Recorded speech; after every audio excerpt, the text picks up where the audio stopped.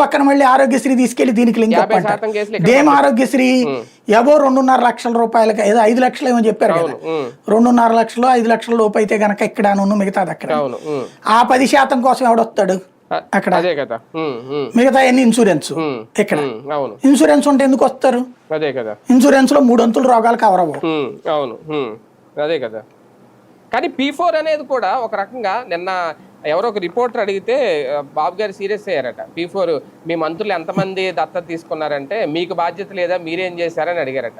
అంటే ఏంటి ఇప్పుడు వీళ్ళు కూడా తీసుకోవాలి రిపోర్టర్లు అందరూ బాధ్యత, తలా ఒకళ్ళని దత్తత తీసుకుంటే పోద్ది. అంటే ఇప్పుడు P4 విధానం అనేది బలవంతపు రుద్దుడు ఏమైనా అవుతుందా? మార్గదర్శనం అసలు P4 పిచ్చి పిచ్చిగా మారిపోయిందండి. ఇప్పుడు P4 ఏమంటున్నారు, మొన్నటిదాకా P4 ఏమన్నారు, ఎవరో ధనికుడు వచ్చి పేదవాళ్ళని దత్తత బంగారు కుటుంబం మార్గదర్శి. ఇప్పుడు అన్నా క్యాంటీన్లన్నీ అట్లాగే అనుకున్నారు, అయ్యిందా?